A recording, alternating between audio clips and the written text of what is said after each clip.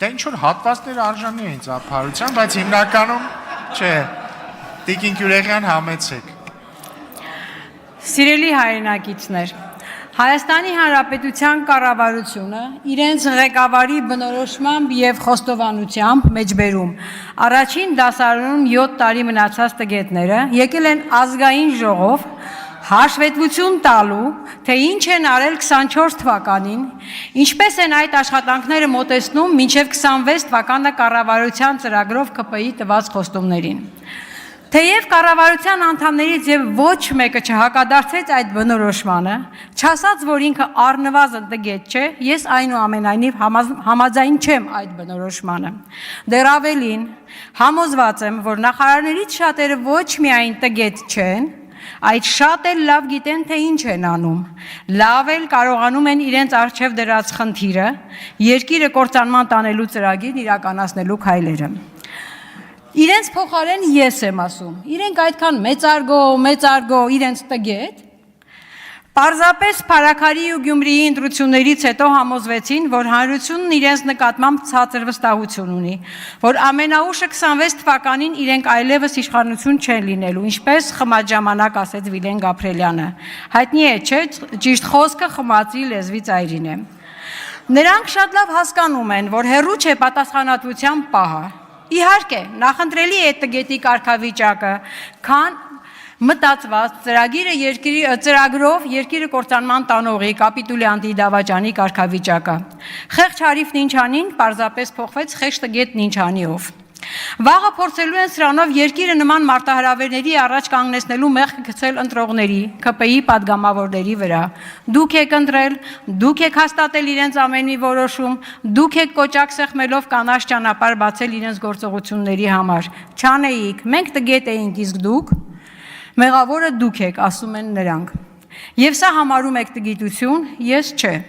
Սա առաջիկա պատասխանատվությունից խուսափելու հիմքերի ստեղծում է։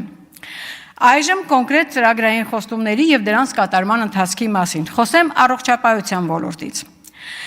23 թվականի փետրվարի 2-ին կառավարության կողմից հաստատվել է առողջության համապարփակ ապահովագրության հայեցակարգը, համաձայն որի 25 թվականից բոլոր կենսաթոշակառուները արդեն պետք է օգտվեին առողջության համապարփակ ապահովագրության համակարգից 1 տարի անց պարտադիր բոլորը։ Իսկ ինչ ունենք այսօր։ Մեջբերում զեկույցից։ Այդ համակարգի ներդրման նպատակով առողջության համապարփակ ապահովագրության օրենքի, հարակից օրենքների նախագծերի քննարկման աշխատանքներ եւ ընդամենը։ Հաջորդը շաքարային դիաբետի կանխարգելման եւ բուժման ծառայությունների մատուցման բնագավառ։ Ինչ ունենք։ Այսօր բոլոր մարզերում մանկական էնդոկրինոլոգի հաստիքը պարզապես հանվել է։ Մնացել է Գյումրիում միայն 1 բժիշկ, 1 մասնագետ։ Իսկ մարզերի մինչև 18 տարեկան հիվանդները պետք է ամեն ամիս գան Երևան, Մուրացանի դիսպանսեր, որպեսզի անցնեն համապատասխան բժշկական վերահսկողություն եւ ստանան 1 ամսվա համար դեղորայքի իրենց չափաբաժինը։ Ինչու նման կենտրոնացում, ինչու 1 ամսվա չափաբաժին։ Եվ ընդհանրապես գիտեք, թե 1 հիվանդի սպասարկման համար բժիշկ էնդոկրինոլոգը վճարվում է ինչքան, լսեք, 160-ից 220 դրամ։ 18 լրանալուց հետո արդեն հիվանդներին հանում են այդ դիսպանսերից, ուղարկում են իրենց մարզեր, դադարեցնում են այն հսկողությունը, որ պետք է արվեր, հետազոտություն, ստրիպերի տրամադրում, խնդիրներ են առաջանում դեղերի տրամադրման հարցում։ Իսկ 28 տարեկանից հետո տրամադրում են այն գենսուլինը, որի առաջացած խնդիրների մասին բժիշկներն ու հիվանդները անընդհատ բարձրաձայնում են, ես էլ խոսել եմ նախորդ զեկույցի քննարկման ժամանակ չկրկնվեմ։ Բա մարդակենտրոն քաղաքականությունն էլ ինչպես է լինում, բա կանխարգելումն էլ ինչպես է լինում։ Հաջորդը ժողովրդագրական իրավիճակի բարելավման 21-26 թվականների ռազմավարության համաձայն պետք է ապահովվեր ծնելիության կայուն աճ։ Իսկ իրականում 24 թվականին ծնվածների թիվը 8072-ով պակաս է 23 թվականի տվյալներից։ Եվ այդ համատեքստում առողջապահության նախարարությունը բերում է օրենքի փոփոխություն, համաձայն որի 16 տարին դրացած սահմանադրությամբ դեռ երեխային տրվում է հղիության արհեստական ընդհատման ինքնուրույն որոշում կայացնելու իրավունք, ինչն իր հերթին կարող է հետագա անպտղության մեծ ռիսկ առաջացնել։ Հրաշալի ծրագիր։ Բա հո ժողովրդագրության աճի հարց չէր լուծվելու, բա ծնելիության աճին նպաստել էլ ոնց է լինում։ Հաջորդը գյուղական բնակավայրերի ամբուլատորիաների վերամիավորման անվան տակ ամբուլատորիաների աշխատանքը ընտանեկան բժշկի կայացած ինստիտուտը քանդվում է։ Արդյունքում դա նպաստելու է, որ գյուղերից մեծանա արտագաղթը։ Օրինակ, Գեղարքունիքում 15 ամբուլատորիաների միավորվում են 4-ում եւ այդ 4-ը ընտրվել են ոչ թե ասենք բնակիչների քանակով, մատուցող ծառայությունների որակով, այլ պարզապես մարզպետի, նախարարի, վարչության պետի գյուղ լինելով, խոշորացման հիմնավորման հիմքում դրված հրաշալի սկզբունք։ Դեղերի հասանելիության ապահովման համատեքստում ինչ ունենք։ Նախ, օֆերտայի փորձարարական ծրագրի շրջանակներում առողջապահության էլեկտրոնային համակարգին միացած դեղատներին ուղարկվել է փոխհատուցվող դեղերի ցանկ, որոնց գները անմիջապես մեծածախը կտրուկ բարձրացրել են։ Ասենք օրինակ, որևէ դեղի համար առողջապահության նախարարությունը փոխհատուցում է 2000 դրամ, բայց դեղատունը այն մեծածախից ձեռք է բերում 3000-ով, եւ արդյունքում անվճար արտոնյալ պայմաններում դեղարայք ստացողները չեն կարողանում դրանից օգտվել, որովհետեւ դեղատունը չի կարող կիրառել համավճարի կարգ եւ չի էլ ուզում 3000-ով ձեռք բերված դեղը հիվանդին տալ, որովհետեւ փոխարենը նախարարությունից պետք է փոխհատուցվի 2000։ Հաջորդ հիմնախնդիրը Հայաստանում գրանցված դեղերի քանակը քիչ է, տարբեր տվյալներով 2800-ից 3500, սակայն իրականում առկա ավելի քիչ քանակություն կա, որովհետև ներկրումն էլ է պակասել։ Իսկ միջազգային չափանիշներով մեր երկրի բնակչության համար առնվազն 7000 անուն դեղ պետք է գրանցված լիներ։ Մեկ այլ իրավիճակ Օնկոլոգիայի ոլորտում մեծ կիրառություն ունեցող հերցեպտինը պետությունը գնում է կոնկրետ կազմակերպությունից 340,000 դրամով։ Սակայն գնված քանակը քիչ է, չի բավարարում եւ հիվանդները ձեռք են բերում այն դեղը, ասենք Մոսկվայից 160-170,000 դրամով։ Հարց է առաջանում, ինչ գնային քաղաքականություն է վարվում նախարարության կողմից, եթե գների նման տարբերություն կա։ Միգուցե ճիշտ քաղաքականության դեպքում ավելի մեծ քանակ գնվեր եւ հետեւաբար հիվանդների կողմից դրսից առնելու կարիք չլիներ։ Այժմ կրթության ոլորտ։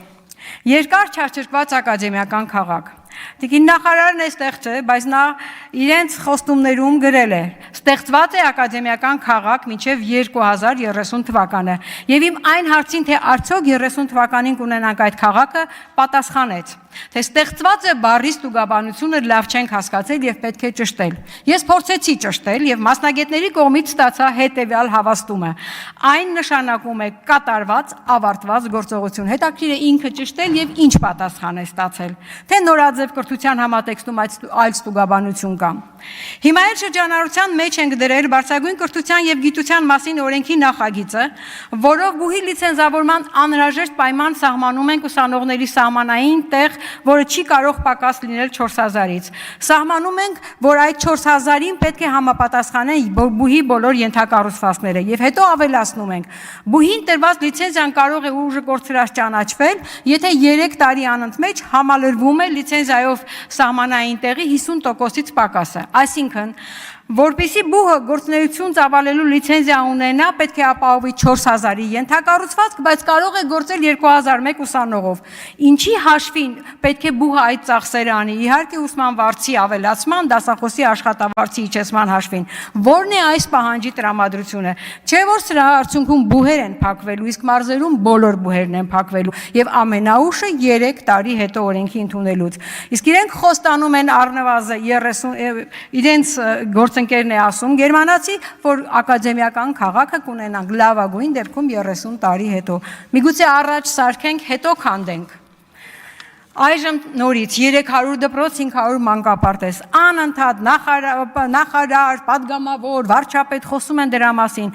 Դուք կարդացել եք զեկույցում ինչ է գրված։ Ուղղակի գրված է, մեջբերում հաստատվել է 300 դպրոցի ծրագրում ընդգրկված դպրոցների ցանկը։ 21-ից 24 թվականներին շահագործման է հանձնվել 40 դպրոց։ Ընդամենը հաստատվել է 24 թվականի դրությամբ, 24 թվականի ավարտի դրությամբ ցանկը։